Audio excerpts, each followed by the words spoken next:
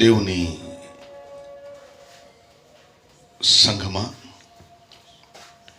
ఆయన పరిశుద్ధ నామమునకు మహిమ ఘనత ప్రభావములు కలుగునగాక.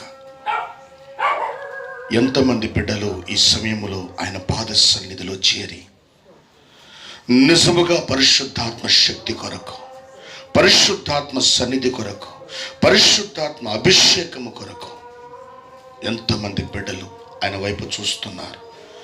ఇప్పుడే ప్రతి బిడ్డలను ఆయన తన పరిశుద్ధాత్మ శక్తితో నింపుతున్నాడు. ప్రతి బిడ్డను ఆయన తన పరిశుద్ధాత్మ శక్తితో నింపుతున్నాడు. లూకాసు వార్త 11వ అధ్యాయం 13వ వచనములో దేవుని వాక్యం ఉంటుంది, తండ్రి తన్ను అడుగు వారికి ఎంతో నిశ్చయముగా పరిశుద్ధాత్మను అనుగ్రహించును. ఆయన ఇచ్చినటువంటి వాగ్దానమును బట్టి ఈరోజు పరిశుద్ధాత్మ శక్తి నిన్ను కమ్ముకుంటూ ఉంది బిడ్డ, నిన్ను కమ్ముకుంటూ ఉన్నాడు. ఆయన శక్తి నీలోనికి దిగి వచ్చినప్పుడు నీలో ఉన్న ప్రతి బలహీనతలు నిన్ను విడిచిపెట్టి పారిపోతాయి. ఆయన సన్నిధి నీకెంతో అవసరం, ఆయన బలము నీకెంతో అవసరం. ఆయన సన్నిధి చేత నీవు నింపబడు. ప్రార్థన చేసుకుందాం. సర్వోన్నతుడా, సర్వశక్తి మంత్రుడైన తండ్రి, జీవము గల దేవా, జీవాధిపతి, నీకు స్తోత్రాలు చెల్లిస్తున్నా. ప్రభువా, ఈ దిన ఉదయకాల సమయములో మా జీవమునకు ఆధారభూతుడమైనటువంటి నీ పాదముల చెంత మేము నీ సన్నిధి కొరకు కనిపెడుతుండగా, నీ సన్నిధి కొరకు మేము ఎదురు చూస్తుండగా మా జీవితాలను నీ మహిమాత్మతో నింపుతున్న వాడానికి స్తోత్రాలు చెల్లిస్తున్నా. ఎంతమంది బిడ్డలనైనా మరణకరమైనటువంటి రోగములతో బాధపడుతున్నారు, ఇబ్బంది పడుతున్నారు, శరీర సంబంధమైనటువంటి బలహీనతలతోనైనా ఎంతమంది బిడ్డలు సతమతమైపోతున్నారు. ఇప్పుడే ఆ బిడ్డలను నీ పరిశుద్ధ రక్తముతో మీరు కడుగుతున్నందుకు నీకు స్తోత్రాలు. మీరు పొందినటువంటి గాయములలో ఉన్న స్వస్థత నీ బిడ్డలకు మీరు అనుగ్రహిస్తూ ఉన్నందులకు నీకు వందనాలు. ఈ సమయంలో ప్రతి బిడ్డతోనైనా మీరు మాట్లాడండి. మీ మాటల్లో ఉన్న జీవం, నీ మాటల్లో ఉన్న శక్తి, నీ మాటల్లో ఉన్న ఆదరణ, నీ మాటల్లో ఉన్న స్వస్థత ప్రతి బిడ్డ అనుభవించడానికి సహాయం చేయండి. మీరే మాట్లాడి మహిమ పొందుకొనమని, వినగల చెవులను, గ్రహించే మనస్సును ప్రతి బిడ్డకు దయచేయమని, మీరే మహిమ ఘనత ప్రభావములు పొందుకొనమని యేసు నామములో ప్రార్థిస్తున్నాం తండ్రి. ఆమేన్, ఆమేన్.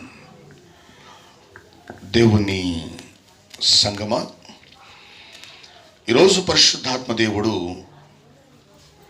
నిన్న దినమున మనతో మాట్లాడినటువంటి మాటని మరొకసారి రిపీట్ చేయాలని ప్రవాసపడుతున్నాడు. నిన్న మన వాక్య ధ్యానాంశం, సాతాను తంత్రములను మనం ఎలా గుర్తించాలి, మనం ఎలా తెలుసుకోవాలి, మనం ఎలా ఎరిగి ఉండాలి.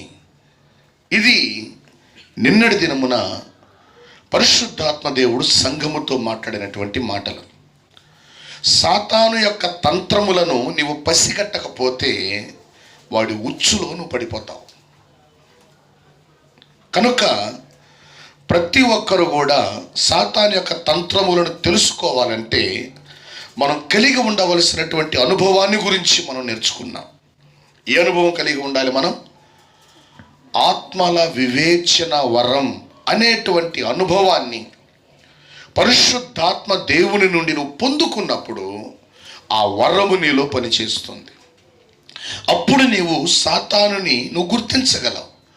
ఏ తంత్రములతో వాడు నిన్ను బలహీనపరిచే ప్రయత్నాలు చేస్తున్నాడో, ఏ తంత్రములతో వాడు నిన్ను తన స్వాధీనములోకి తీసుకోవాలనుకుంటున్నాడో మనము గుర్తించి జాగ్రత్త పడగలం. ఈ విషయాన్ని గురించి నిన్నటి దినమున మనం ధ్యానం చేశాం. అయితే ఈరోజు పరిశుద్ధాత్మ దేవుడు మరొక లోతైనటువంటి ఒక మాటను మనకు గుర్తించాలని ఆశపడుతున్నాడు. సాతాను యొక్క తంత్రములను మనం గుర్తించడం ఓకే. ఇప్పుడు మనం వాటిని గుర్తించినటువంటి మనం అంటే అపవాది మన మీదకు వస్తున్నాడు అనేటువంటి విషయాన్ని మనం గుర్తించాం. అయితే ఇప్పుడు మనం నేర్చుకోబోయేటువంటి అంశం ఏంటంటే అపవాది తన తంత్రములను మన మీద ఎలా ప్రయోగిస్తాడు. ఇది ఈరోజు మన వాక్య ధ్యానాంశం. ఈ 40 రోజుల ఉపవాస ప్రార్థనల్లో ఆత్మ సంబంధమైనటువంటి విషయాలలో నువ్వు ఎదగాలి.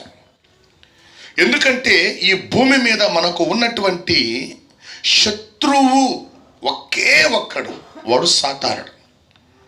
ఆ సాతానుడు వాడి దూతలను ఉపయోగించి సంఘమును పాడు చేయాలని, సంఘమును చిన్నాభిన్నం చేయాలని, సంఘములో ఉన్నటువంటి వారిని మరలా లోకములో కలపాలని వాడు రకరకాల ప్రయత్నాలు చేస్తూ ఉన్నాడు.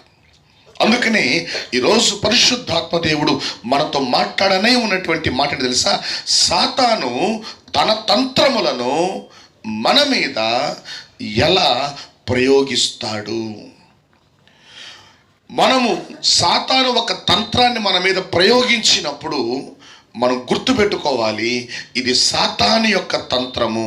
వాడు నన్ను ఆత్మీయ జీవితంలో పడగొట్టడానికి, నా ఆత్మీయ జీవితాన్ని దేవుని సన్నిధి నుండి దూరం చేసి నా జీవితాన్ని శాపగ్రస్తం చేయడానికి వాడు నా పైన తన యొక్క ప్రయోగాన్ని చేస్తున్నాడు అని మనం గుర్తుపెట్టుకోవాలి.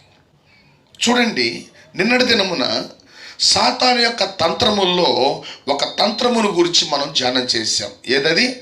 మోసపరిచేటువంటి తంత్రము. ఏదైనా తోటలో ఆదాము హవ్వలు దేవుని యొక్క సముఖములో ఉన్నప్పుడు వారిని పాడు చేయడానికి, వారి ఆత్మీయ జీవితాన్ని నాశనం చేయడానికి వాడు చేసినటువంటి మొదటి తంత్రం ఏమిటంటే, వారి దగ్గరికి మంచిగా వెళ్ళి, దుష్టుడుగా వెళ్ళి కాదు, అంటే వాడి కోపాన్ని వారి మీద ప్రదర్శించడం ద్వారా బలవంతంగా వాళ్ళని లొంగదీసుకోవడం వాడి ఉద్దేశం కాదు. ఎందుకో తెలుసా, అలా కానీ లొంగ తీసుకునే ప్రయత్నం చేస్తే వ్యతిరేకతలు ప్రారంభమవుతాయి. అందుకనే సాతానుడు ఒక వ్యక్తిని పడగొట్టడానికి వాడు ఎంచుకునేటువంటి మార్గం ఏమిటంటే తీయటి మాటలు. ఆ మాట గుర్తుపెట్టుకోండి. ఏం మాటలు? తీయటి మాటలు. ఈ తీయటి మాటలు ఎలా ఉంటాయంటే, చూడండి, దేవుడు చెప్పాడు, నీకు షుగర్ ఉంది, నువ్వు తీపి తినద్దు. ఒక డాక్టర్ దగ్గరికి మనం ఆరోగ్యం బాగలేకుండా వెళితే ఆ డాక్టర్ మనకి ఏది మంచిదో ఏది చెడుదో ఆయన మనకి నిర్ణయించిన దాని ప్రకారం మనం దేనైనా తీసుకుంటాం, అంతే కదా. షుగర్ పేషెంట్లకి డాక్టర్ చెప్తాడు, మీరు చక్కెర కానీ తింటే, చక్కెర సంబంధమైనవి తింటే అవి మీ బాడీకి హాని చేస్తాయి కనుక తినద్దు అంటారు. ఒక వ్యక్తికి బీపీ ఉందనుకోండి, ఏం చెప్తారు? ఉప్పు ఎక్కువ తీసుకోవద్దు అంటారు. It is common. అంటే మన దేహమునకు ఏ సమయములో ఏ ఆహారం అవసరమో, ఏది అవసరము లేదో డాక్టర్ మనకి సజెషన్ ఇచ్చినప్పుడు ఆ సజెషన్ని పాటించిన వాళ్ళు ఆరోగ్యంగానే ఉంటారు. కొన్ని మానేయి అన్నప్పుడు మానేసిన వాళ్ళు ఆరోగ్యంగా ఉంటారు. ఇవి తీసుకో అన్నప్పుడు వాటిని తీసుకున్న వాళ్ళు ఆరోగ్యంగా ఉంటారు. కొంతమంది ఉంటారు, ఏం కాదులే తినేసి ఎక్కువ మాత్రలు వేసుకో. షుగర్ ఉంది కదా, ఒక జామ పండు, లేకపోతే ఒక మామిడి పండు, లేకపోతే ఒక అరటి పండు, లేకపోతే నీకు నచ్చినటువంటి స్వీట్లు తినేసి మాత్రలు ఎక్కి వేసుకో, ఇన్సులిన్ ఎక్కి వేసుకో అని చెప్తారు. ఎవరు వాళ్ళు? మన మేలు కోరేవాళ్ళు కాదు, మన కీడు కోరేవాళ్ళు. అది నువ్వు గుర్తుపెట్టుకోవాలి. మంచి వాళ్ళైతే వాళ్ళ మాట వినరు, వాళ్ళ మాటకి అట్రాక్ట్ అయిపోయి తిండిపోతులు అయితే ఏం చేస్తారు చెప్పండి? ఎవరైతే చెప్పండి? తిండిపోతులు అయితే ఏం చేస్తారు? బా, ఏం సలహా ఇచ్చావు సిస్టర్, ఏం సలహా ఇచ్చావు తల్లి, నాకు రాలేదు ఈ తాటు అని కేజీ లడ్లు తినేసి ఒక బాటిల్ ఇన్సులిన్ ఎక్కించుకుంటారు. లోపల 20 ఇన్సులిన్ పనిచేయాల, 40 ఇన్సులిన్ పనిచేయాల, 80 ఇన్సులిన్, మొత్తం వేసి ఇన్సులిన్ పనిచేయాల. ఇలా వీళ్ళు హాస్పిటల్ అడ్మిట్ అయిపో. డాక్టర్ అడుగుతాడు, ఏం చేసావు? నేనేం నెల ఎన్ని సాకులు చెప్తారో పోయి డాక్టర్లకి అడిగా. నీ కండిషన్ వాళ్ళకి తెలియదా? పిచ్చోళ్ళ వాళ్ళు వీళ్ళు వాళ్ళకి అడిగిపోయి ఏం చెప్తారు వీళ్ళు? నేనేం తినలే డాక్టర్ గారు. తిన్నావు? లేదు లేదు, ఒట్టు తినలేదు. ఎందుకు? మళ్ళీ చూడరని భయం. బాగా గమనించండి, ఈ తీపి మాటలు ఉన్నాయే, ఈ తీపి మాటలు ఆరోగ్యాన్ని పాడు చేస్తాయి. మనుషుల తీపి మాటలు మన ఆరోగ్యానికి హానిని కలుగజేస్తాయి. చూడండి, సాతాను యొక్క తీపి మాటలు నీ ఆత్మకు హాని చేస్తాయి. ఇది నువ్వు గుర్తుపెట్టుకోవాలి. సాతానుడు నీ దగ్గరకు వచ్చేటప్పుడు చాలా తీయటి మాటలు చెప్తాడు, చాలా తీయటి మాటలు చెప్తాడు. అయితే ఆ మాటల్ని నువ్వు ఫిల్టర్ చేయాలి. ఆ మాటలు నువ్వేం చేయాలి? ఫిల్టర్ చేయాలి. ఏమని ఫిల్టర్ చేయాలి? ఇవి నిజంగా నా ఆత్మకు మేలుకరమైనటువంటి మాటలా, లేకపోతే నా ఆత్మకు కీడుకరమైనటువంటి మాటలా? ఇవి నా ఆత్మని దేవుని సన్నిధి నుండి దూరం చేసేటువంటి మాటలా, దేవునికి దగ్గరగా అంటిపెట్టుకొని ఉండేటువంటి మాటలా? ఈ మాటలు నేను నా దేవుని చిత్తమును జరిగించడానికి సహాయపడేటువంటి మాటలా, లేక నా దేవుని చిత్తమునకు వ్యతిరేకంగా పరిగెత్తేటువంటి మాటలా? నా దేవుని ధర్మశాస్త్రమునకు అనుకూలమైనటువంటి మాటలా, లేకపోతే నా దేవుని ధర్మశాస్త్రం మీద తిరుగుబాటు చేసేటువంటి మాటలా? నా దేవుని యొక్క ఆజ్ఞను పాటించేటువంటి మాటలా, నా దేవుని యొక్క ఆజ్ఞను తిరస్కరించేటువంటి మాటలా అని ఆ మాటలని నువ్వు కానీ ఫిల్టర్ చేయగలిగితే, ఆ ఫిల్టర్ చేయడానికి నిన్న మనం నేర్చుకున్నాం, మనం ఎవరి సహాయం తీసుకోవాలి?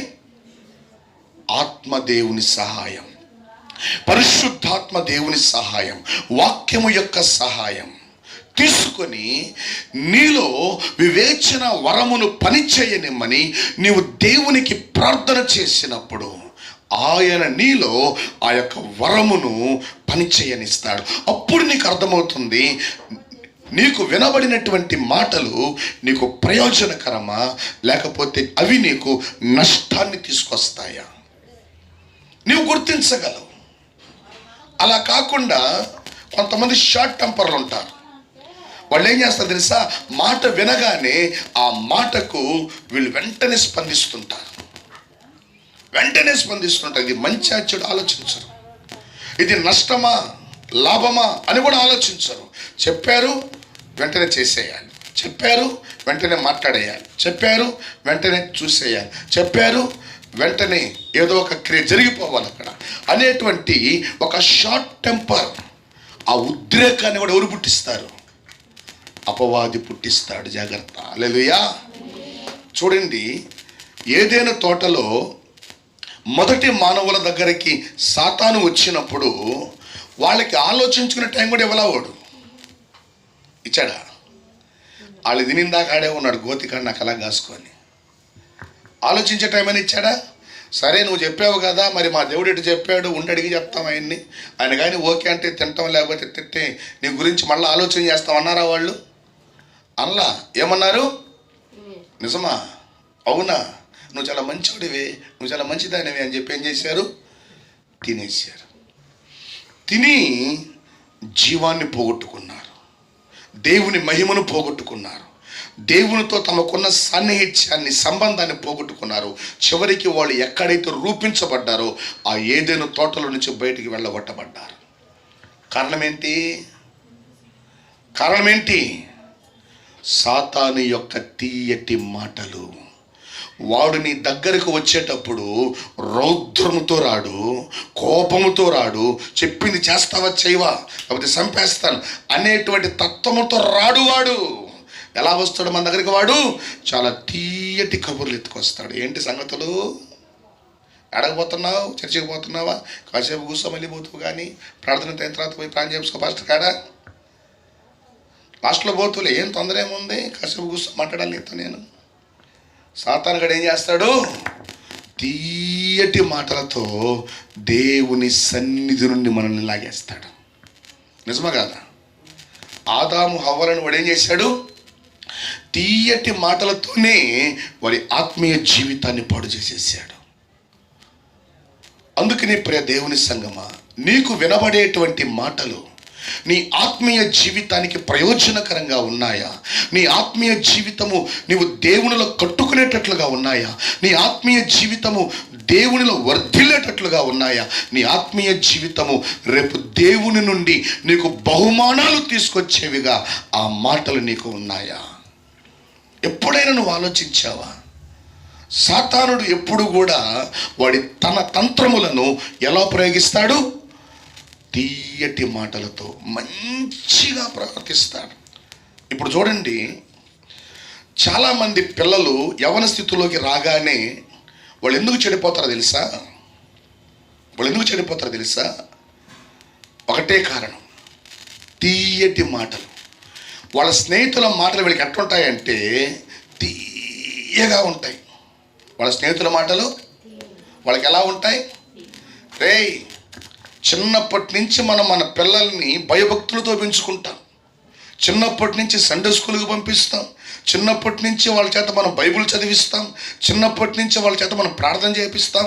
చిన్నప్పటి నుంచి మనం పరిశుద్ధాత్మలో ఎదగడానికి అవసరమైనవన్నీ మనం కల్పిస్తూ ఉంటాం తల్లిదండ్రులుగా. కానీ వారు ఎప్పుడైతే చెడు సహవాసాలు పడతారో ఆ స్నేహితులు వీళ్ళని బలవంతంగా పాపములోనికి దించరు. గుర్తుపెట్టుకోండి, మనం బలవంతంగా వాళ్ళకి ప్రార్థన నేర్పిస్తాం, బలవంతంగా వాళ్ళకి మనం వాక్యం చదివిపిస్తాం. 91వ కీర్తన నేర్చుకొని అన్నాం అనుకో, 4 రోజులు 5 రోజులు పడతాడు నేర్చుకోవడానికి. లోక సంబంధమైన విషయాలు చెప్పి సీరియల్ చూపించి ఏం చెప్పారు చెప్పరా అని చెప్పు కూర్చొని టక చెప్పేస్తాడు. ఎందుకని? ఇది కష్టం, అది ఇష్టం. వాడికి ఆ ఇష్టాన్ని ఎవరు కలిగిస్తారు? వాడికి సాతానుగాడు. బాగా గమనించండి, దేవుని యొక్క సన్నిధిని బిడ్డలు ఇష్టపడేటట్లుగా ప్రేమతో వాళ్ళని మనం దేవునిలో పెంచాలి. హన్న తన కుమారుడైనటువంటి సమూయేలుని కష్టంగా పెంచాల దేవునిలో. నువ్వు మోకాళ్ళేసి ప్రార్థన చేసి చర్మం ఒలిచేస్తానంటే నీకు అని చెప్పలా. ఆ ప్రార్థన యొక్క విలువేంటో నేర్పించింది. హల్లెలూయా. ఆ ప్రార్థన యొక్క విలువేంటో ప్రేమతో నేర్పించింది. కాబట్టి ఆ ప్రేమ నుండి సమూయేలు తప్పిపోలేకపోయాడు. ఈరోజు తల్లిదండ్రులు పిల్లల్ని బలవంతంగా ఏదో చేయాలనుకుంటారు, వాళ్ళు బారిపోయి తిరుగుతుంటారు. కనీసం ఇంటికి కూడా రా సకరంగా వాళ్ళు. ఎందుకని? ఇంటికి పోతే ఒకటే నస్సండి, ప్రేమ లేదండి నాకు ఇంట్లో, అంతా ద్వేషమే, రావట్లే. కానీ సాతానుడు ఒక వ్యక్తిని ఎలా ఆకర్షిస్తున్నాడు? ద్వేషంతో కాదు, ప్రేమతో. నీకెందుకు రా, మీ అమ్మోళ్ళు వదిలేస్తే నేనున్నాను కదా నీకు ఫ్రెండ్, రా బ్రాని చెప్పు బాదం తాగదంతా, నేను తప్పని చెప్పాను. వాళ్ళట్టే చెప్తాను కానీ మేము నాతల్లా ఎట్ట లాగుతారండి ఉచ్చులోకి? ప్రేమతోనే లాగుతారు, తీయటి మాటలతోనే లాగుతారు. మన కళ్ళ ముందే మన బిడ్డలు పాడైపోతుంటే మనం మాత్రం ఏడుస్తూ కూర్చొని ఉంటాం దేవుడి కాడ. ఎందుకు ప్రభు ఇటు అయిపోయింది నా బిడ్డల జీవితాలని? కారణం ఏంటంటే, నీవు దేవుని యొక్క సన్నిధిలో చిన్నతనము నుండి వాళ్ళు దేవుని ప్రేమించేటట్లుగా వాళ్ళని పెంచాలి. వాళ్ళు నా మాట విన్నారు, నేను చెప్పించేయాలి, నేనని నీకు అనుకూలంగా పెంచుకున్నావు. ఆ తర్వాత స్నేహితులు వాళ్ళకి అనుకూలంగా మార్చేసుకుంటారు. సాతానుడు వాళ్ళని వాడికి అనుకూలంగా మార్చేసుకుంటాడు. మన పిల్లలని మనము దేవునికి అనుకూలంగా పెంచితే వాడు పెద్దవాడైనప్పుడు, వాడు వృద్ధుడైనప్పుడు, వాడి మరణ సమయంలో కూడా వాడు దారి తప్పిపోడు. హల్లెలూయా.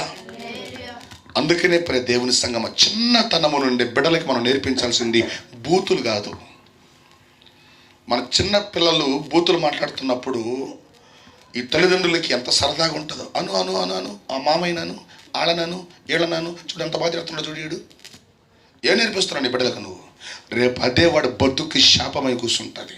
గుర్తుపెట్టుకో, ఆ శాపానికి కారణం కూడా నువ్వే అని గుర్తుపెట్టుకో. ఏం నేర్పిస్తున్నావు పిల్లలకి? ఎటువంటి వాతావరణంలో పెంచుతున్నావు నీ బిడ్డల్ని? చూడండి, అలా పెరగడానికి సాతానుడు నిన్నేం చేస్తున్నాడు? నీకు తెలియకుండా నీ వెనక పని చేస్తున్నాడు. అందుకనే నీవు ఏ మార్గములో నడుస్తున్నావో మొదట నీవు గుర్తించు. నీవు ఎటువంటి సహవాసంలో ఉన్నావో నీ పిల్లలు కూడా అక్కడ ఎదుగుతారు, అదే సహవాసంలో ఉంటారు, చెడిపోతారు లాస్ట్కి. చూడండి, దేవుని వాక్యం అంటుంది, నీ పిల్లలు దేవుని పిల్లలుగా మార్చబడితేనే కానీ వారి మీదకి దేవుని ఆశీర్వాదం రాదు. హల్లెలూయా. నువ్వు చెప్పు, వీళ్ళు నా పిల్లలు కాదు దేవుని పిల్లలని చెప్పు. సాతానుడు వాళ్ళని ముట్టుకోవడానికి కూడా భయపడతాడు. హల్లెలూయా. ఎవరు వాళ్ళు? నా పిల్ల అచ్చం నా పోలికేమో చూసుకో, నా ముక్కు, నా కళ్ళు, నా చెవులు అచ్చం అమ్మలాగా ఉన్నాడే మురిసిపోతావు, అచ్చం నాన్నలాగా ఉన్నాడే మురిసిపోతావు, అచ్చం యేసులాగా ఉన్నాడే అట్టున్నాడా? Non sense. ఉండకూడదే, యేసులాగా ఉండకూడదు. ఎట్టుండాలా? నా పోలికలో. చూడండి ఆ మాటని.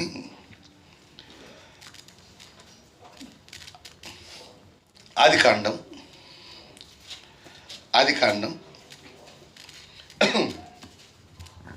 1వ అధ్యాయం 26వ వచనం.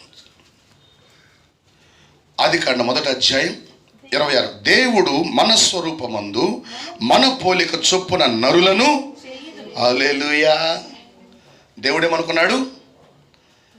నరులను మన పోలికలో మన స్వరూపములో చేయదమని అనుకున్నాడు. ఓకే, వారు దేవుని పోలికలో ఉండాలి. రెండవది దేవుని స్వరూపములో ఉండాలి. దేవుని పోలికలో దేవుని స్వరూపములో దేవుడు మొట్టమొదట మానవుల్ని చేశాడు. చేశాడా? చేయలేదా? చేశాడు. ఇప్పుడు ఆదాము హవ్వలు దేవుని పోలికలో దేవుని స్వరూపంలో ఉన్నారు గనకనే సాతానుడు వాళ్ళను చూడంగానే లోపలికి దూరలేకపోయాడు. అందుకనే బయట నుంచి ప్రేరేపించాడు. ఎంతమందికి అర్థమైంది ఈ మాట? నిజమా కాదా? వాళ్ళు దేవుని స్వరూపములో దేవుని పోలికలో ఉన్నారు గనక అపవాది వాళ్ళని బయట నుంచి శోధించాడు. ఎందుకు? పడగొట్టడానికి. లోపలికి దూరగలిగాడా? లోపలికి వెళ్ళగలిగాడా? ద్వేషాన్ని పుట్టించగలిగాడా? కోపాన్ని పుట్టించగలిగాడా? ఏమి లేదు వాళ్ళల్లో. సాతానుడు బయట ఉండి వాళ్ళని శోధిస్తున్నాడు. ఇప్పుడు సాతాను యొక్క తంత్రం చూడండి. ఎప్పుడైతే వాళ్ళు శోధనకి పడిపోయారో, వాడి తీపి మాటలకు పడిపోయారో, అప్పుడు వాళ్ళలోకి దూరేసాడు. దూరిన తర్వాత ఏం జరిగింది తెలుసా? ఇప్పుడు చూడండి, దేవుడు తన పోలికలో తన స్వరూపములో ఎవరిని చేసుకున్నాడు? ఇప్పుడు చదవండి. ఆదికాండం 5వ అధ్యాయం 1వ వచనాన్ని చదువుదాం. 1వ వచనాన్ని. ఆదాము వంశావళి గ్రంథము ఇదే. దేవుడు ఆదామును సృజించిన దినమున దేవుని పోలికగా అతన్ని చేసెను. హల్లెలూయా. ఎవరి పోలికగా? చెప్పండి. వీళ్ళకి ఇష్టం లేనట్టుంది దేవుని పోలిక అంటే. చెప్పండి, ఎవరి పోలిక చేశాడు దేవుడు? దేవుని పోలిక. అరవమంటే కర్రపాలెం మొత్తం ఏంటంటే అరస్తాం. మందిరంలో అరవ మాట మాత్రం గొంతులు అన్నాడు సాతానుడు. ఓకే, దేవుని పోలికగా అతన్ని చేసెను. ఇప్పుడు 3వ వచనం. ఆదాము 130 ఏండ్లు బ్రతికి. ఇప్పుడు దేవుని పోలిక ఎట్ట పోయిందో? ఎవరి పోలిక? ఇప్పుడు ఆదాము ఏ పోలికలో ఉన్నాడు? పాపపు పోలికలో ఉన్నాడు. సాతాను పోలికలుగా మారిపోయాడు. ఒకప్పుడు దేవుని పోలికలో ఉన్న ఆదాము ఎప్పుడైతే పాపములో పడిపోయాడో పరిశుద్ధతను పోగొట్టుకున్నాడు, జీవాన్ని పోగొట్టుకున్నాడు, మహిమను పోగొట్టుకున్నాడు. ఇప్పుడు ఆదాము సాతాను పోలికగా మారిపోయాడు. అందుకనే మత్తయి సువార్త 3వ అధ్యాయము 8వ వచనములో సర్ప సంతానమా అని పిలువబడ్డారు. నిజమా కాదా? ఏ సంతానం? సర్ప సంతానం అంటే సాతాను సంతానం. ఎవరి సాతాను సంతానం? ఎవరైతే పాపములు కొట్టుమిట్టాడుతున్నారో, పాపములో జీవిస్తున్నారో, పాపములో పొరలాడుతున్నారో వారిని ఉద్దేశించి బాప్తిస్మమిచ్చే యోహాను ద్వారా పరిశుద్ధాత్మ దేవుడు మాట్లాడుతున్నాడు. సర్ప సంతానమా, రాబోవు ఉగ్రతను తప్పించుకొనుటకు మీకు బుద్ధి చెప్పిన వాడి అవడం. ఒక ఉగ్రత రాబోతుంది, దేవుని తీర్పు దినం రాబోతుంది. ఒక భయంకరమైనటువంటి మహా దేవుని యొక్క ఉగ్రత ఈ భూమి మీదకు వస్తున్నప్పుడు ఆ ఉగ్రత నుండి మీరు తప్పించుకోవడానికి మీకు బుద్ధి చెప్పిన వాడు వాళ్ళు ఏమంటారు తెలుసా, మాకు బుద్ధి చెప్పినా మేము వినమండి, విన్నట్టు నటిస్తాం. ఎందుకని? సాతానుగాడు మాకు ముందే చెప్పాడు, దేవుని వాక్యం మీరు వినండి కానీ పాటించబాకండి, దేవుని వాక్యం మీరు వినండి దాని లోపలికి తీసుకోబాకండి, దేవుని వాక్యం మీరు వినండి దాని ప్రకారం మీరు జీవించబాకండి. మా తండ్రి మాకు ఎప్పుడో చెప్పాడు. అందుకనే చాలామంది బుద్ధి మాటలు వింటున్న వాళ్ళకి బుద్ధి రావట్లేదు. ఎందుకు రావట్లేదు? దాన్ని గ్రహించలేకపోతున్నారు. గ్రహించేటువంటి మనస్సుని సాతానుడు వాళ్ళకి లేకుండా చేసేస్తున్నాడు. అందుకనే వాళ్ళ గురించి యేసుప్రభుని తెలుసా, త్రోవ పక్కబడ్డ విత్తనాలు. ఎవరంటే వీళ్ళు? త్రోవ పక్కబడ్డ విత్తనాలు. పక్షులు వస్తాయి ఎత్తికెళ్ళిపోతాయి, విత్తనాలు వేస్తారు, పక్షులు వస్తాయి ఎత్తికెళ్ళిపోతాయి. ఇక్కడ విత్తనాలు పడితే ఇంటికి పోగానే ఎట్టబోద్దో వాక్యం ఏం గుర్తుండదు. ఏం చెప్పారు నిన్న వాక్యం? ఏదో చెప్పాడండి, మరి చెప్పాడు. ఆ సెల్ ఫోన్లో వస్తుంది, పెట్టి చూడండి చూడండి చూడండి వస్తుంది. ఇక్కడ ఉండదు, ఇది ఇక్కడ ఉంటుంది. కనీసం మన మాటలు మన హృదయం రికార్డ్ చేసుకోకపోయినా సెల్ ఫోన్ అన్న రికార్డ్ చేసుకుంటుంది. ఆమెన్, హల్లెలూయా. మీకంటే అదే గొప్పది కదా. వాక్యాన్ని, నిజమేనా, వాక్యాన్ని మన హృదయం రికార్డ్ చేసుకోకపోయినా ఏం రికార్డ్ చేసుకుంటుంది? సెల్ ఫోన్ రికార్డ్ చేసుకొని స్టోర్ చేసుకుంటుంది. మనం డిలీట్ చేస్తేనే కానీ అవదు అది. అవునా కాదా? మనం డిలీట్ చేస్తేనే కానీ అది డిలీట్ అవ్వదు. కానీ ఇక్కడ నువ్వు డిలీట్ చేయబడలే, అదే డిలీట్ అయిపోతూ ఉంటుంది. వచ్చింది వచ్చినట్టు వెళ్ళిపోతుంటుంది గాల్లోకి. కారణం ఏంటి? సాతాను తన ప్రయోగాన్ని ఒక వ్యక్తి మీద అలా చేస్తున్నాడు, ఒక వ్యక్తి మీద చేస్తున్నాడు. అందుకని దేవుని సంగమా, సాతాను యొక్క తంత్రములు మన మీద పని చేయకుండా ఉండాలంటే మనము దేవుని వివేచన వరాన్ని మనం కలిగి ఉండాలి. ఆత్మల వివేచన వరాన్ని నువ్వు కలిగి ఉన్నప్పుడు నీతో మాట్లాడేది దేవుని ఆత్మ, నీతో మాట్లాడేది మానవ ఆత్మ, నీతో మాట్లాడేది దయ్యపు ఆత్మ. మనం గ్రహించగలం, మనం గుర్తించగలం. అందుకని ప్రియ దేవుని బిడ్డ, దేవుని వాక్యం అంటుంది చూడండి ఆ మాటని. ఆదికాండం 5:3 ఆదాము 130 ఏండ్లు బ్రతికి తన పోలికగా తన స్వరూపమున కుమారుని గాని రోడ్డు మీద ఇడిచిపెట్టాను.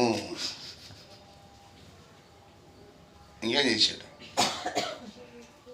అదే చేశాడు. ఏం చేశాడు? ఇడిచిపెట్టాడు.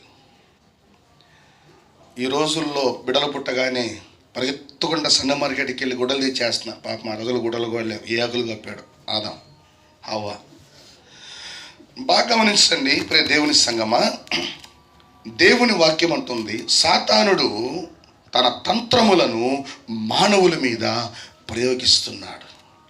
వారిని ఆత్మీయ జీవితంలో పాడు చేయడానికి, వారి యొక్క ఆత్మీయ జీవితాన్ని దేవుని సన్నిధి నుండి దూరము చేయడానికి సాతానుడు తన ప్రయోగాలు చేస్తూ ఉన్నాడు.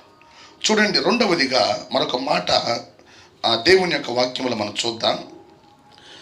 సంఖ్యాకాండము 25వ అధ్యాయం, సంఖ్యాకాండము 25వ అధ్యాయం మొదటి వచనము నుండి మనం కానీ దేవుని వాక్యాన్ని ధ్యానం చేసినట్లయితే 25వ అధ్యాయం మొదటి వచనం. ఇశ్రాయేలీలు షిత్తీములో దిగి ఉండగా ప్రజలు మోయాబు రాండ్రతో వ్యభిచారము చేయసాగిరి.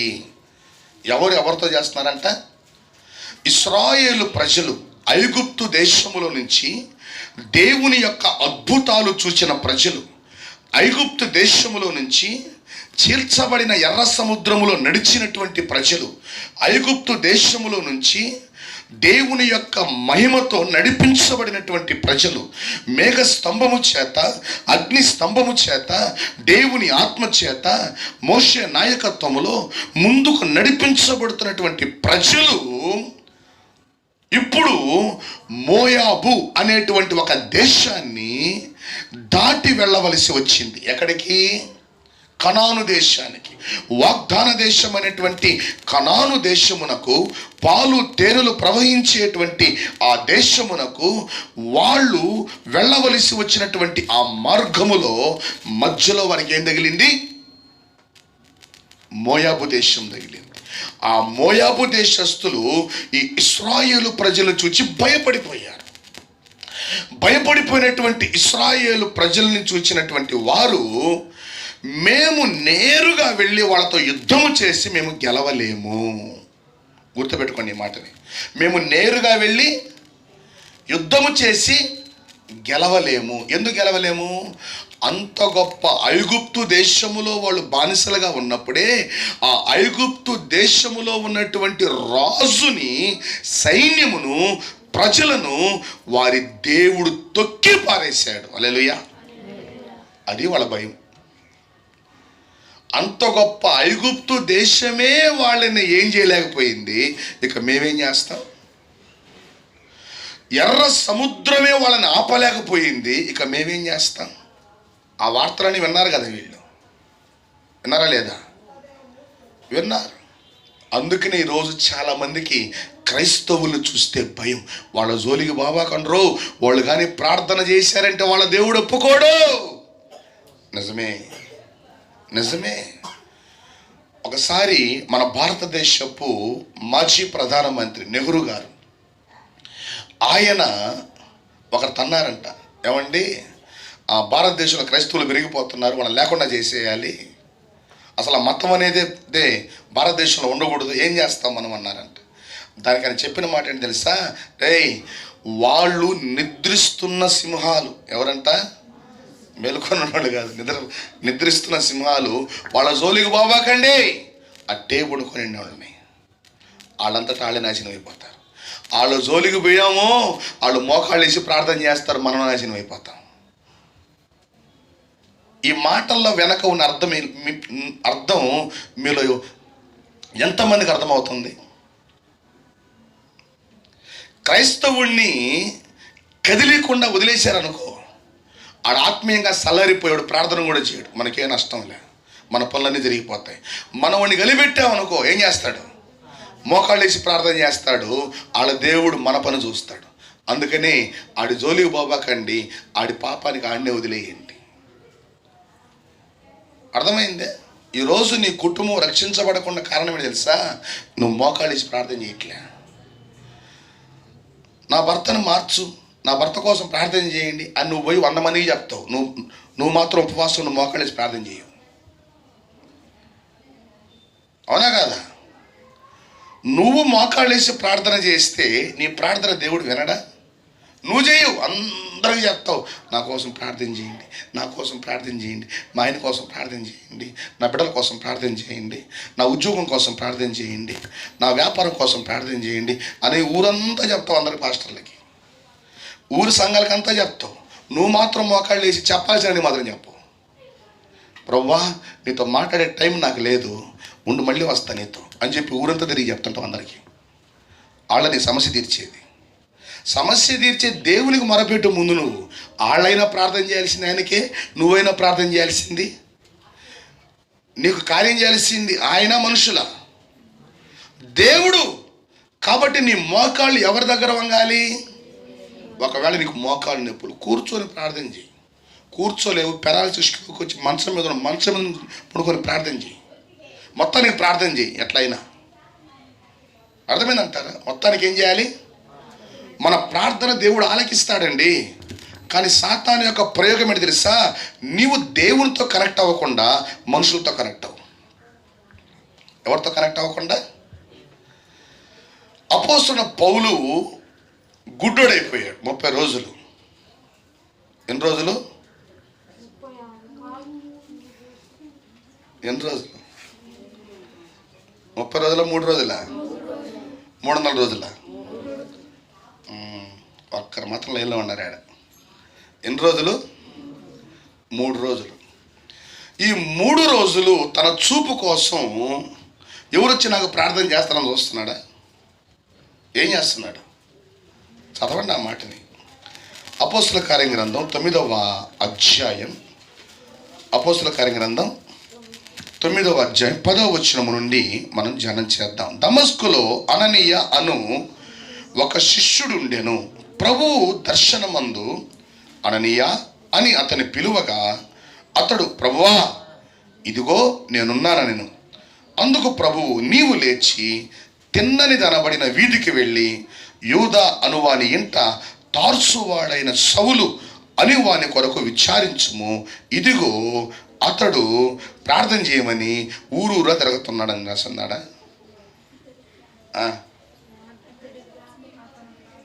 మరి మేము ప్రార్థన నువ్వేం చేస్తుంటావు? ఏడండి, మధ్యాహ్నం 3 గంటల నుంచి రాత్రి 10 గంటల దాకా ఒకటే సీరియళ్ళు ఇడిచిపెట్టలేకపోతున్నాం, ఒకటే సినిమాలు, వాళ్ళతో కబుర్లు వీళ్ళతో కబుర్లు. ఇంకా ప్రార్థన చేసే టైం ఏడదండి మాకు. సాతాను తంత్రానికి పడిపోవద్దు. సౌలు ఏం చేస్తున్నాడు? ఆ మాట ఎవరు చెప్తున్నారు? దేవుడే చెప్తున్నాడు. ఏం దేవుడే నేరుగా పోయి సౌలుని ముట్టి బాధేసేయచ్చు కదా? చేయలేడా? సౌలు ప్రార్థన చేస్తున్నాడు. ఏమని? గుడ్డడైపోయాడు. ఎవరిని చూసి? సినిమాలు చూసి కాదు, దేవుని దర్శనాన్ని చూసి. హల్లెలూయా. ఏం చూసి? దమస్కు మార్గములో దేవుని వెలుగును చూసి తట్టుకోలేక సౌలు కళ్ళు పోయాయి. ఇప్పుడు సౌలు ఏం చేస్తున్నాడు? ప్రార్థన చేస్తున్నప్పుడు ఆ కళ్ళు తీసేసిన దేవుడే కలియచ్చు కదా. మనం ఏమంటాం? ప్రభువా నువ్వేరా, నువ్వేరా, నువ్వే మాట్లాడు, నువ్వు వచ్చి నువ్వు వచ్చి నేరుగా నువ్వు బాగా చేసి కానుక తీసుకోపో పరలోకానికి. అవునా? హల్లెలూయా. దేవుడే నేరుగా వచ్చి ఏం చేయాలా? ఇలా ముట్టి బాగు చేసి, ప్రభువా నన్ను బాగా చేసినందుకు నేను స్తోత్రాన్ని అయినా, ఇదిగో ప్రభు 10 రూపాయలు తీసుకో, ఇదిగో ప్రభు 100 రూపాయలు తీసుకో. బాగున్నా? నిజమా కాదా? అంటుంట నేరుగా దేవుడే వచ్చి నాతో మాట్లాడితే కానీ మేము వినమండి. దేవుడే వచ్చి మాతో దేవుడే వచ్చి మాకు కార్యం చేస్తేనే కానీ మేము నమ్మమండి. బాగా గమనించండి, సాతానుడు ఒక్కొక్కరిని ప్రలోభపెడుతున్నాడు. సౌలు ప్రార్థన చేస్తున్నాడు, దేవుడు వెళ్ళి అననీయతో మాట్లాడుతున్నాడు. హల్లెలూయా. కొన్నిసార్లు మనం ఏం చేస్తాం తెలుసా? పాస్టర్ వచ్చి దిగిస్తుంటాం, ప్రార్థన చెయ్యి, నాకు ఆరోగ్యం బాలేదు, ప్రార్థన చెయ్యి. ఎక్కడ తలకాయ నొప్పిరా బాబు మాకి, నేను ప్రార్థన చేస్తే బాగా అయిపోతుంది. దేవుడు చెప్పాలి కదా, దేవుడు మాట్లాడాలి కదా, దేవుడు ప్రేరేపించాలి కదా. ఏం ప్రేరేపించకుండా ఏం చెప్పకుండా ప్రార్థన చేయించా, ఇలా పవర్లే. ప్రార్థన చేసాడు కానీ జలుబు పోల, దగ్గు పోల, మాత్రలు వేసుకుని హాస్పిటల్కి పో, బాగా అయిపోతాయి. బాగా గమనించండి, ఏంటంట ఈ పాస్టర్లో పవర్ లేదంట, వీళ్ళలో ప్రార్థన లేదని మాత్రం ఒప్పుకోరు. నాలో ప్రార్థన లేదని పొరపాటున ప్రాణాలు పోతున్నా ఒప్పుకోరు. మేము పరిశుద్ధులమి, మేము పరిశీలమని చెప్తారు వీళ్ళు. మేము పరిశుద్ధులమి, మేము పరిశీలమి, మేము ప్రత్యేకించబడ్డాను దేవుడి కోసం. మేము ఎందుకు ఒప్పుకుంటాం?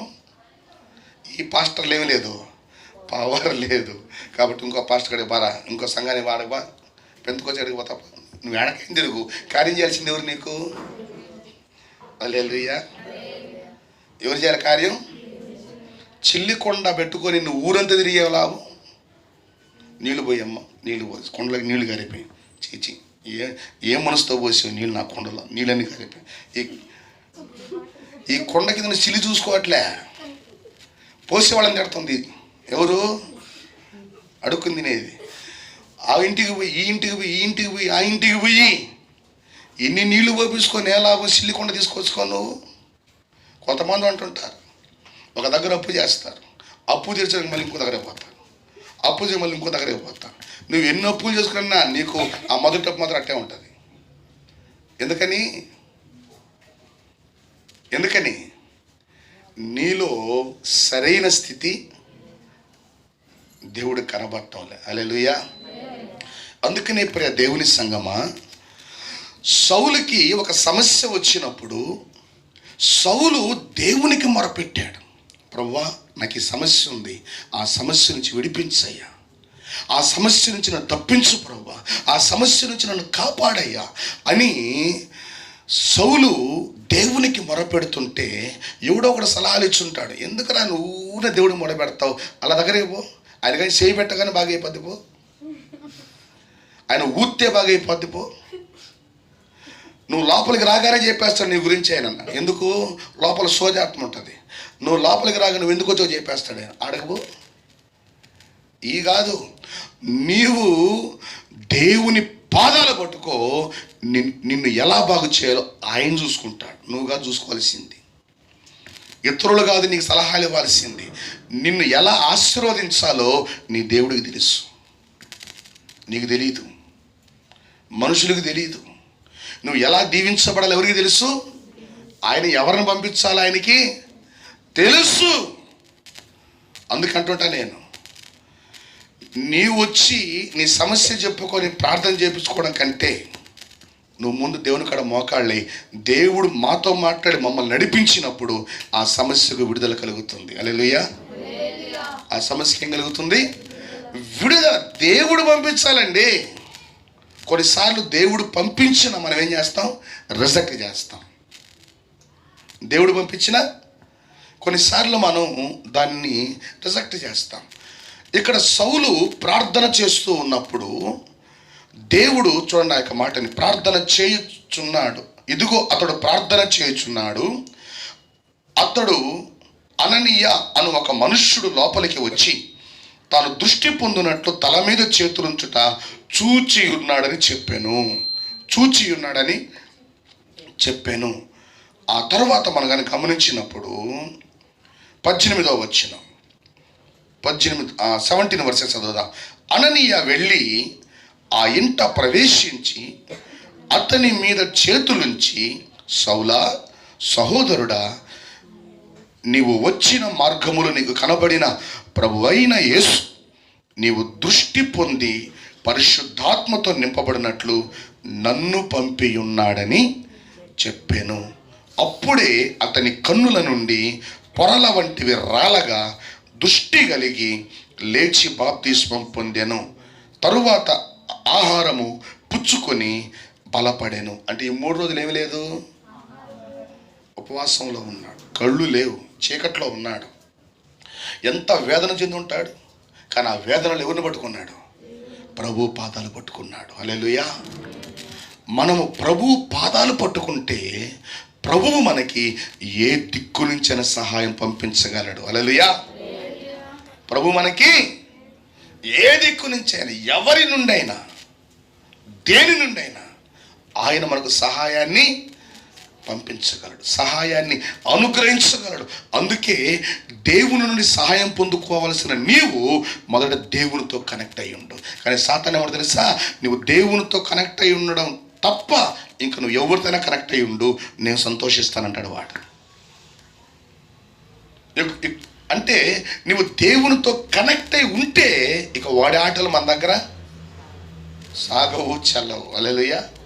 అందుకనే వాడు దేవునితో తప్ప అందరితో కనెక్ట్ అయ్యేటట్టు చేస్తాడు, బిజీగా ఉండేటట్టు చేస్తాడు. కానీ నువ్వు నిజంగా ఎప్పుడైతే దేవునితో కనెక్ట్ అయి ఉంటావో అప్పుడు దేవుడు నీకు సమయోచితమైన సహాయాన్ని పంపిస్తాడు. హల్లెలూయా.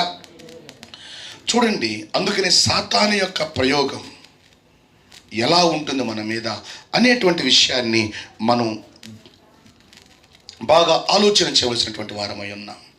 చూడండి, ఈ యొక్క మోయాబు దేశమునకు వాళ్ళు వచ్చినప్పుడు, ఆ ప్రాంతానికి వచ్చినప్పుడు ఇశ్రాయేలు ప్రజల్ని చూచి మోయాబీలు ఏం చేశారు? భయపడ్డారు. భయపడినటువంటి వాళ్ళు బిలాము అనేటువంటి ఒక సోదెగాడి దగ్గరికి వెళ్ళారు. ఎక్కడికి వెళ్ళారు చెప్పండి? సోదెగాడు. ఈ బిలాము అనేటువంటి సోదెగారి దగ్గరికి మోయాబు రాజు అనేటువంటి బాలాకు కొంతమందిని పంపించాడు. ఏమని? నీవు వచ్చి వారిని శపించు, నీవు ఎవరైతే శపిస్తావో వాళ్ళు శపించబడతారు, అప్పుడు నేను వెళ్ళి వాళ్ళని ఈజీగా జయించేస్తాను అన్నాడు. ఆ మాటలు విన్నటువంటి బిలాము వెళ్ళి పూజలో కూర్చున్నాడు. ఎక్కడ కూర్చున్నాడు? పూజలో కూర్చున్నాడు, కనిపెడుతున్నాడు ఏం జరగద్దని. ఈ లోపల దేవుడు వచ్చి అడిగాడు, బిలాం ఏం చేస్తున్నావు? ఇక్కడ నువ్వు? అయ్యా, ఎవరో ఇశ్రాయేలు ప్రజలంట ఐగుప్తు నుంచి వచ్చారంట, మా రాజు చెప్పాడు, వాళ్ళని శపించమన్నాడు, అందుకని సిద్ధపడుతున్నాను అన్నాడు. దాన్ని దేవుడేమన్నాడు? సరే పోపో అన్నాడా? నోర్మై, వాళ్ళు ఆశీర్వదించబడిన ప్రజలు. హల్లెలూయా. ఏమన్నాడు దేవుడు? వాళ్ళు ఆశీర్వదించబడిన ప్రజలు. వాళ్ళ బలం ఎవరో తెలుసా? నేను. వాళ్ళ జ్ఞానం ఎవరో తెలుసా? నేను. వాళ్ళని నడిపించే నాయకుడు ఎవరో తెలుసా? నేను. వాళ్ళ రాజు ఎవరో తెలుసా? నేను. నోరు మూసుకొని కూర్చో ఇంట్లో అన్నాడు. ఎవరిని? బిలాముని. ఈ రోజుల్లో చాలామంది క్రైస్తవులు గడగడ వణగతారు. ఎందుకు తెలుసా?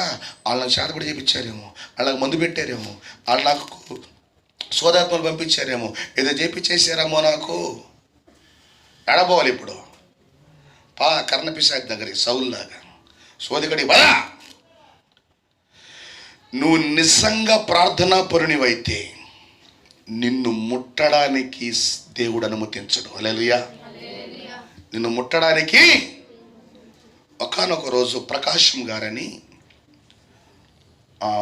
ఒక ఆయన ఉన్నాడు ఒంగోలుకు దగ్గరలో. అతను చిన్నతనము నుండి ఈ చేతబడి విద్యను నేర్చుకున్నటువంటి వ్యక్తి. అతని పేరు ప్రకాశం గారు. ఈరోజు సేవ చేస్తున్నాడు ఆయన. అతను ఆ యొక్క విద్యను నేర్చుకొని బాగా డబ్బు సంపాదించాలని, బాగా పేరు ప్రఖ్యాతులు సంపాదించాలని ఆశపడ్డాడు. దాంట్లో ఎంతోమంది గురువుల దగ్గరికి, సాధువుల దగ్గరికి, సన్యాసుల దగ్గరికి ఎక్కడెక్కడికో తిరిగి ఎన్నెన్నో మంత్ర విద్యలు నేర్చుకుని ఒక దగ్గర మకాం పెట్టాడు. ఆ మకాం పెట్టినటువంటి చోట అతను చెప్తున్నటువంటి సాక్ష్యం ఏంటంటే, కనీసం నన్ను వచ్చి దర్శించడానికి కూడా ప్రజలకు ధైర్యం సరిపోయేది కాదు. ఎందుకంటే అంత భయంకరమైన శక్తులు నాతో ఉండేవి. నేను ఉన్నటువంటి స్థలములో మొక్కలు కూడా ఎండిపోయి మాడి మసిపోయేవి. అంత చీకటి శక్తుల ప్రభావముతో నేను నింపబడి ఉండేవాడిని అని ఆ వ్యక్తి ఒకరోజు సాక్ష్యం ఇస్తూ ఉన్నాడు. మీకు కావాలంటే ఆయన సాక్ష్యం రికార్డు నాకు కూడా ఉంది, వినిపిస్తాను అవసరమైనప్పుడు. ఓకే. ఆ వ్యక్తి చెప్పినటువంటి మాటలు ఏంటంటే, ఒకరోజు కాకినాడ నుంచి జోషి గారు, మరి మీరు ఎంతమందికి తెలుసు నాకు తెలియదు కానీ, వారు వచ్చి స్వార్థ సభలు పెడుతున్నారంట. ఆ ప్రాంతంలో, ఒంగోలు ప్రాంతంలో స్వార్థ సభలు పెడుతున్నారు.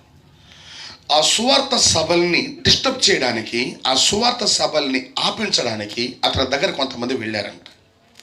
మత ఛాందసవాదులు ఉంటారు కదా కొంతమంది. వెళ్ళి ఆ మీటింగ్ జరగకుండా నువ్వు కొన్ని శక్తుల్ని ఆ ప్రాంతంలో విడిచిపెట్టు, ఆ ప్రాంతం మీదకు పంపించు, ఆ శక్తులు వెళ్ళి ఆ మీటింగ్ ఆపేయాలి అని వెళ్ళి అతను కొంత అమౌంట్ ఇచ్చి అతని ద్వారా ఆ శక్తుల్ని ప్రయోగింపజేశారు. మీటింగ్ జరుగుతూ ఉంది, ఇతను ఇక్కడ మంత్రాలు కూర్చున్నాడు.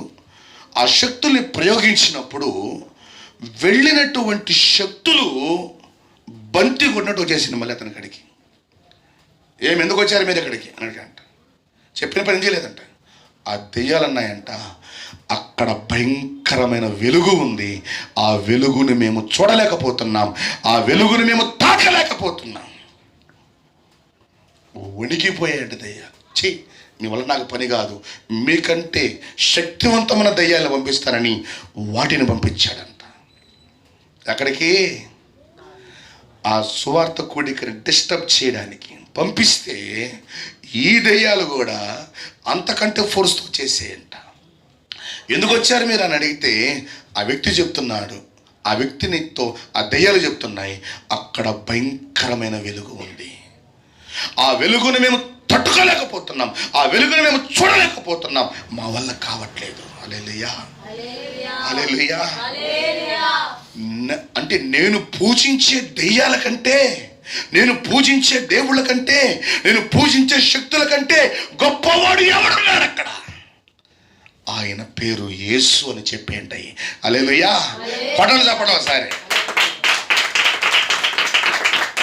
ఆయన పేరేంటి?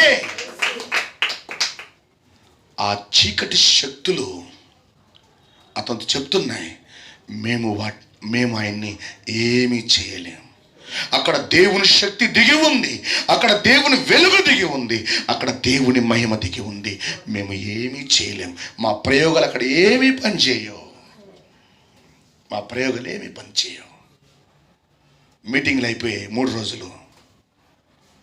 ఆ తర్వాత 4 రోజుల్లోపు ఆ చేతబడులు చేసినటువంటి ఆ వ్యక్తికి ఒక లెటర్ వచ్చిందంట దైవ సేవకుని కాడి నుంచి.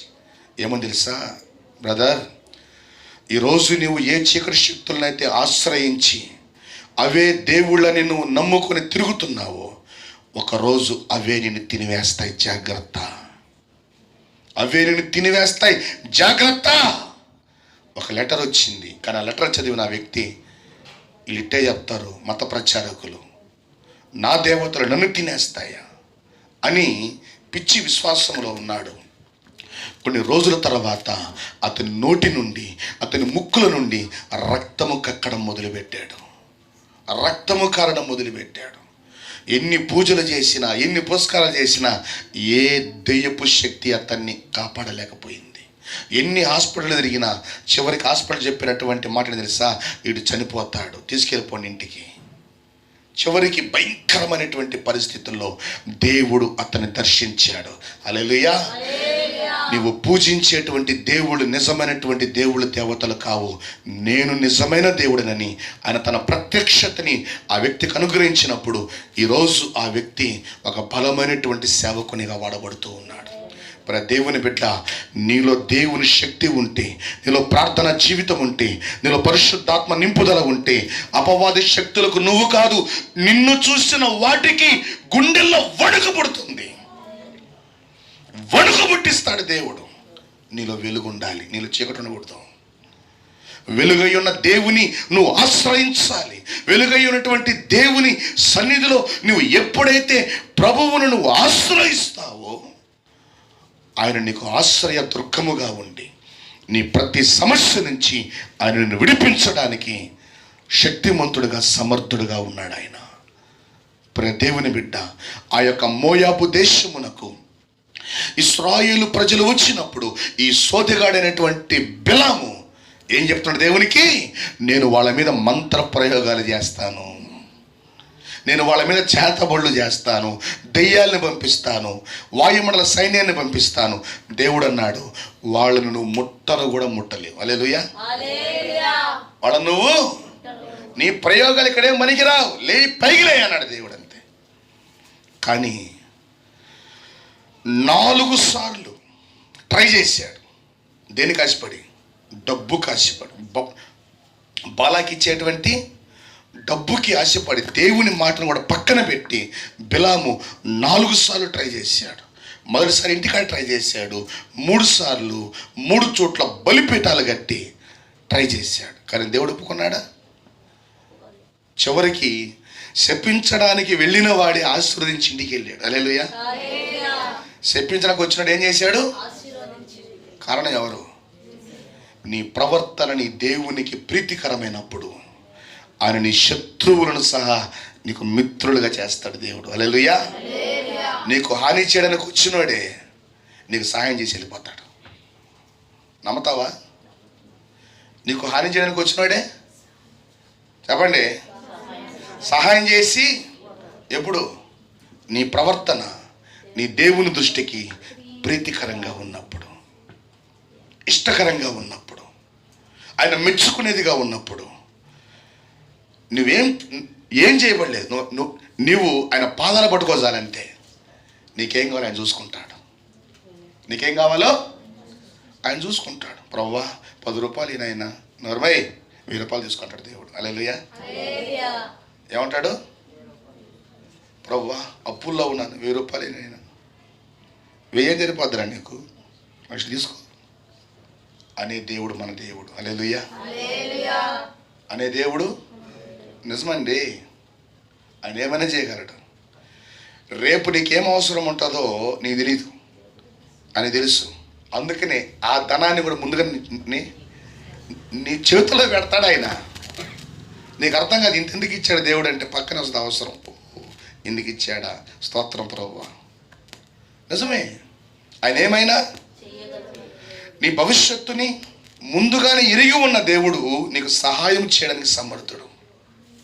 నీకు సహాయం చేయడానికి సమర్థుడండి ఆయన. ప్రభువా నా బిడ్డలు మాట్లాడటం లేదయ్యా, నా బిడ్డలు పాడైపోతున్నారయ్యా, నువ్వు దేవుని పాదాల కాడ పెట్టు, రేపు నువ్వే వచ్చి చెప్తావు, నా బిడ్డల్ని మార్చిన దేవా నీకు స్తోత్రాలని చెప్తావు. హల్లెలూయా. చేస్తాడంతే ఆయన. నువ్వు ప్రార్థన చేయి, నువ్వు ప్రార్థన చేయి, నువ్వు ప్రార్థన చేయి. దేవుని మీద అనుకో. ఆయన నీకు రాజుగా ఉండని, ఆయన నీకు యజమానుడిగా ఉండని, ఆయన నీకు తండ్రిగా ఉండని. ఎవరిని తండ్రి? యేసయ్య.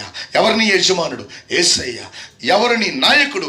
యేసయ్య అని చెప్పగలిగే జీవితాన్ని నీ నుండి నీ దేవుడు కోరుకుంటున్నాడు. అని చెప్పగలిగే జీవితాన్ని దేవుడు మన నుండి కోరుకుంటున్నాడు. అందుకనే దేవుని సంగమా, ఆ యొక్క మోయాబు దేశము వెంట వెళ్ళేటప్పుడు ఏ బిలాము సోదెగాడైతే ఇశ్రాయేలు ప్రజలను శపించడానికి రాజు అనుమతి పొంది వచ్చాడో ఆ బిలామే వారిని ఆశీర్వదించి వెళ్ళిపోయాడు. వెళ్ళిపోతూ ఒక మాట వేసి వెళ్ళిపోయాడు. ఎవరికి? బాలాక్కి. ఏమో తెలుసా? వాళ్ళు పరిశుద్ధులుగా ఉన్నంత కాలము వారిని తాకడం ఎవరి వల్ల కాదు. హల్లెలూయా. అర్థమైంది. వారు పరిశుద్ధులుగా ఉన్నంత వరకు వారి దేవుడు వారికి కాపలాగా ఉంటాడు. వారిని ముట్టడం ఎవరి వల్ల? నీకు ఒక టెక్నిక్ చెప్తాయిను. నీవు వాళ్ళలో దూరాలంటే వాళ్ళ దేవుణ్ణి మొదట వాళ్ళకి శత్రువుగా చేయి. ఇప్పుడు వరకు వాళ్ళు వాళ్ళ దేవునికి మిత్రులుగా ఉన్నారు, కుమారులుగా ఉన్నారు కాబట్టి ఎవడు ఏం చేయలేడు వాళ్ళని. ఇప్పుడు ఆ దేవుని నుండి వాళ్ళని దూరం చేయి. అప్పుడు వాళ్ళని మీరు ఈజీగా పట్టేసుకోవచ్చు. ఎందుకు? వాళ్ళ దేవుడు వాళ్ళని నాశనం చేసి పారేస్తాడు. కాబట్టి ఆ పని టెక్నిక్ చేయన్నాడు. ఆ మాట విన్నటువంటి బాలాకి ఏం చేశాడు? అందమైనటువంటి అమ్మాయిల్ని వదిలిపెట్టాడు. అక్కడ ఇశ్రాయేలు గుడారంలో వాళ్ళు ఏం చేశారు? వారితో వారు వ్యభిచారము చేయగా దేవుని కోపము వారి మీద రగులు కొనెను. దేవుని కోపం వారి మీద. ఒక్కొక్కడికి ఒక బలహీనత. ఒకడు మందుకు పడిపోతాడు, ఒకడు అమ్మాయిలకు పడిపోతాడు, అమ్మాయిల అబ్బాయిలకి, కొంతమంది డబ్బుగా పడిపోతారు, కొంతమంది మంచి పేరు ప్రఖ్యాతులకి పడిపోతారు. ఒక్కొక్కరికి ఒక్కొక్క వీక్నెస్. ఆ వీక్నెస్ తిరిగినటువంటి సాతానుడు ఎవరికి ఏం కావాలో సప్లై చేస్తాడు. ఎందుకు? దాని ఆకర్షణను పడిపోయి దేవుని యొక్క ఉగ్రతను పొందుకోవడానికి, దేవుని యొక్క సహవాసము నుండి దూరమైపోవడానికి. అది సాతాను యొక్క తంత్రము. హల్లెలూయా. నువ్వేమో మంచిగా ఉంటావు. ప్రభువా నాకేమొద్దయ్యా, నాకేమొద్దు ప్రభువా, నాకు నువ్వుంటే చాలయ్యా అనగానే సెల్ ఫోన్ మోగుతుంది. అలా వీడియో పెట్టాను చూసా. ఇప్పుడే టిక్ టాక్ చేశాను చూసా. జుట్టరు పోసుకొని దెయ్యంలాగా. అర్థమైందే? కొంతమంది ఇమేజ్లు పిక్కులు చూస్తుంటే నాకు వీళ్ళు నిజంగా దేవుని బిడ్డ దెయ్య బిడ్డ అర్థం కావట్లేదు నాకు. మరి ఎలా దేవుని మహిమ వస్తుంది నీ మీదకి? నిన్ను చూచిన వాళ్ళకి ఏం కనిపించాలి? దేవుని మహిమ కనిపించాలి. చూడండి ఆ యొక్క మాటని 1 పేతురు పత్రిక అపోస్తలుడైనటువంటి పేతురు రాసినటువంటి మొదటి పత్రిక 3వ అధ్యాయం 4వ వచనం చదువుకుందాం. 3వ వచనం చదివినా మనం ఎట్ట పాటించవాలే కానీ 4 సాధువైనట్టు చదవండి స్త్రీలారా, మీకోసం ఏది చదవండి అందరూ. సాధువైనట్టు. సాధువు అంటే ఎవరు? సాధువు అంటే క్రూర మృగాలు, సాధు జంతువులు. సాధు జంతువుకి క్రూరముగా తేడా ఏంది? సాధు జంతువు అంటే హాని చేస్తున్న మౌనంగా ఉండేది సాధు జంతువు. ఇతరులు తనకు హాని చేయకపోయినా హాని చేసేది క్రూర జంతువు. ఒకప్పుడు క్రూర జంతువుగా అంటే అటువంటి స్వభావాన్ని కలిగి ఉన్నటువంటి వారు ఎప్పుడైతే పరిశుద్ధాత్మ చేత నింపబడతారో వాళ్ళు ఎలా మారిపోతారు? చెప్పండి. ఒకప్పుడు నన్ను ఎవరైనా ఏమన్నా అన్నారనుకో, నా నోట్లో నుంచి ఎన్ని బూతులు వస్తాయో నాకే తెలియదు. నా నోట్లో నుంచి మాటకు ముందు బూతులు, మాటకి వెనక మీకు తెలియదులే పాపం. ఎందుకంటే లోకంలో ఉన్నప్పుడు అయినా కామన్ కదండి వచ్చేది.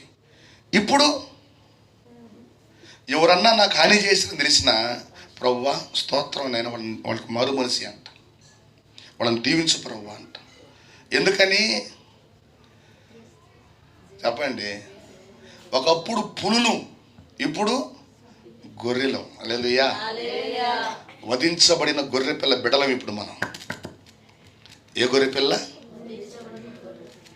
ఇక్కడ ఉన్నాయి కొన్ని గొర్రెలు.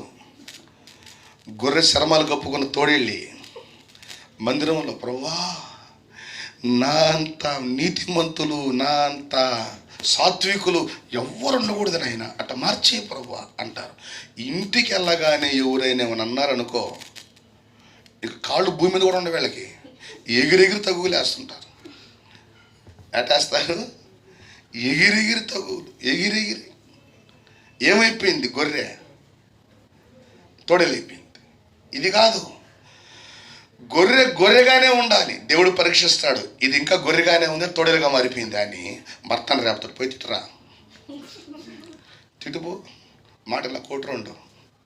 అది గొర్రె తోడలు పరీక్షించాలి. ఇప్పుడు నేను వచ్చేస్తుంది స్వభావం బయటికి. రేయ్ నన్ను కొడతావా, నన్ను చేస్తావా, రావా? అర్థమైందే? వెంటనే ఏం చేస్తారు? ఆ తగుబంతడు తాగిపోదు. ఆ ఇంటికి ఇంటికి ఇంటికి ఇంటికి ఇంటికి నా భర్త మంచుడు కాదమ్ము, నా భర్త ఆగోస్తాను, నా భర్త చేస్తాను. పరిశుద్ధమైన మాట్లాడబోయినాయో, పరిశుద్ధమైన మాటలు ఇప్పుడు పనికి మాలిన మాటలు ప్రచారం చేసుకుంటూ తిరుగుతుంటారు ప్రచారకర్తలు. పాప వెళ్ళి ఆశా వర్కర్లుగా చేరిన జీతాలను వస్తాయి పాపం వీళ్ళకి.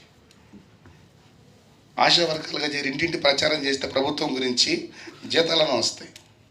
ఫ్రీ పబ్లిసిటీలు ఇవన్నీ. దేవుని వాక్యం అంటుంది, ఒక స్త్రీ యొక్క లక్షణం ఎలా ఉండాలి? సాధువైనట్టు.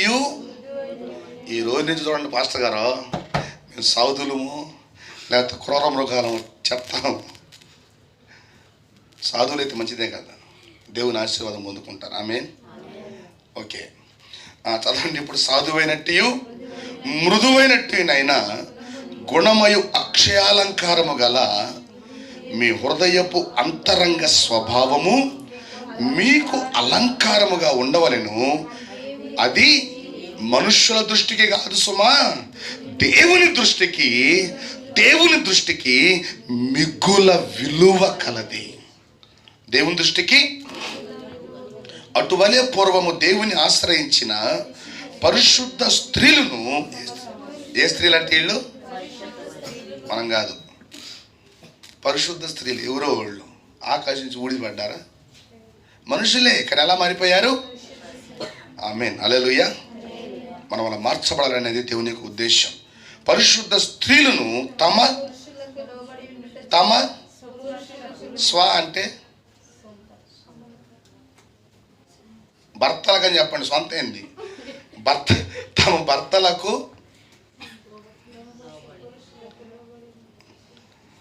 యేసు ప్రభు సమర స్త్రీని అడిగాడంట.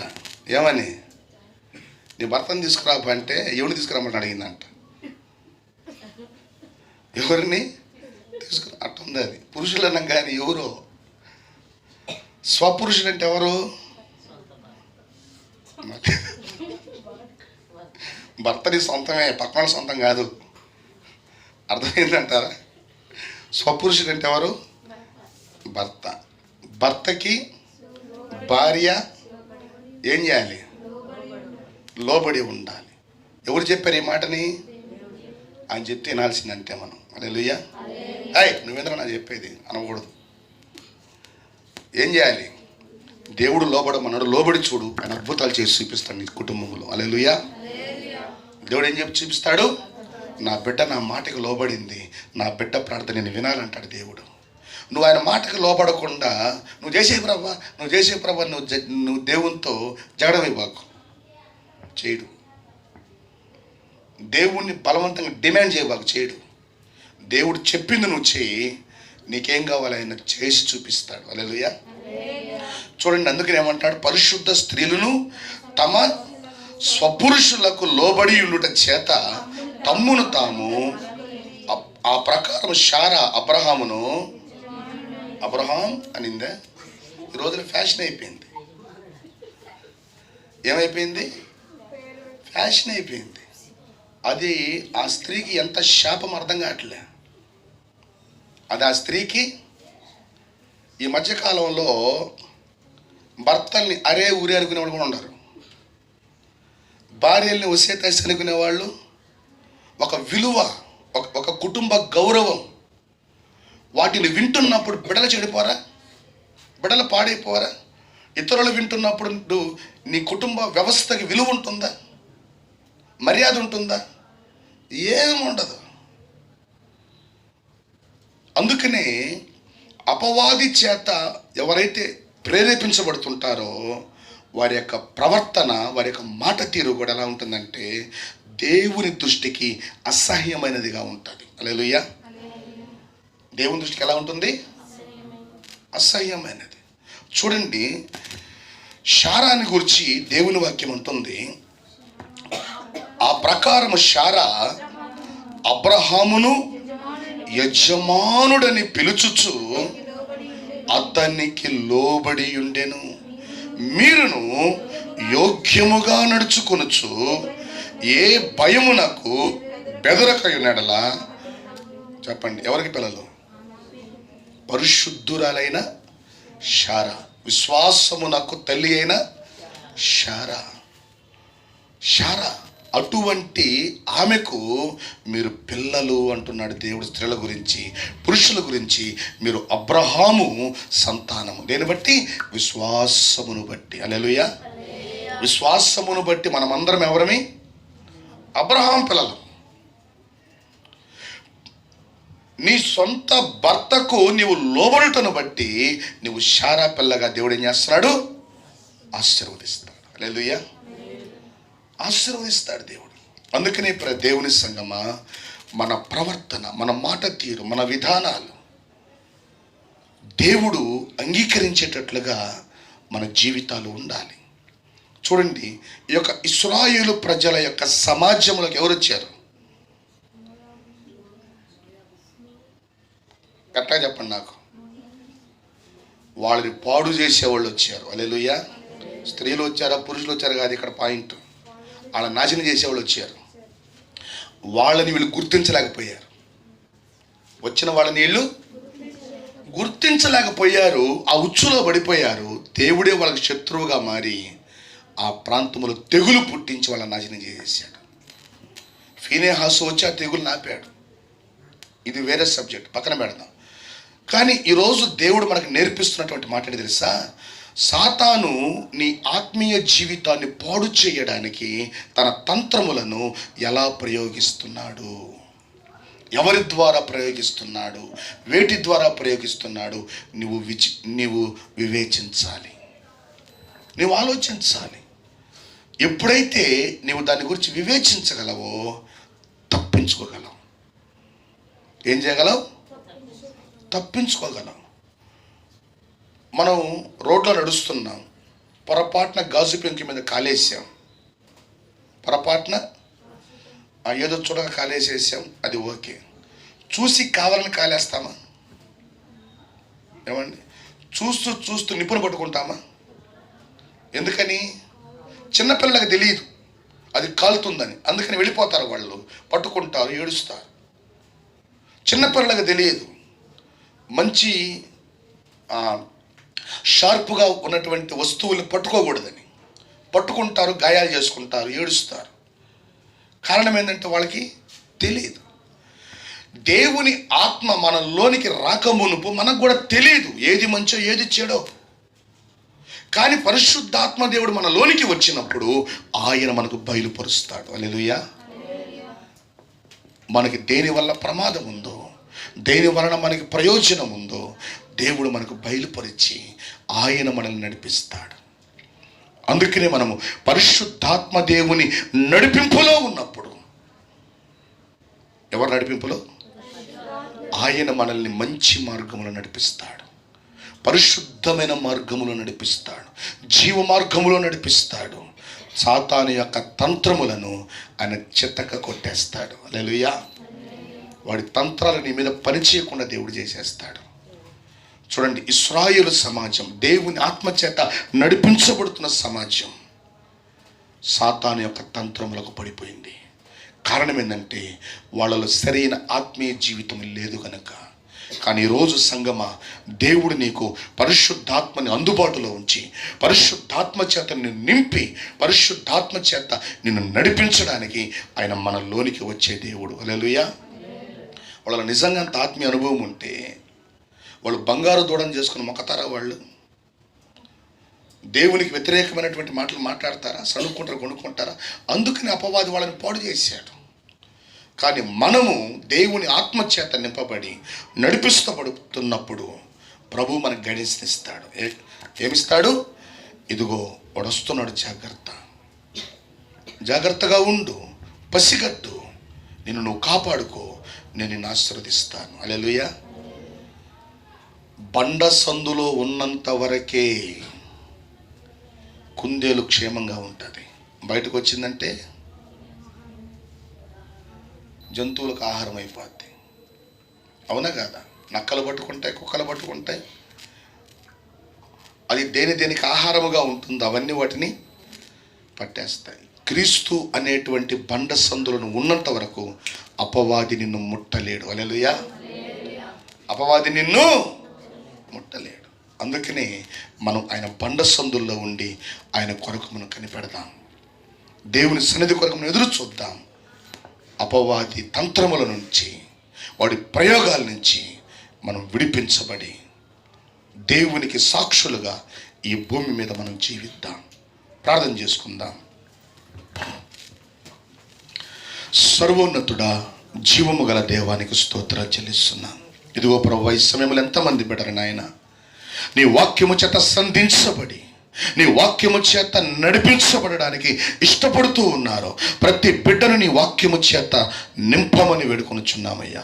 నీ వాక్యము చేత నడిపించమని వేడుకొనుచున్నామయ్యా. నీకు స్తోత్రాలు ప్రభువా. వచ్చేటువంటి ప్రమాదాలను గుర్తించడానికి, అపవాది యొక్క ప్రయోగాలను మేము ముందుగానే వివేచించడానికి నీ ఆత్మ నింపుదల మాకెంత అవసరం, నీ ఆత్మ నడిపింపు మాకెంత అవసరం, నీ సహాయం మాకెంత అవసరం తండ్రి.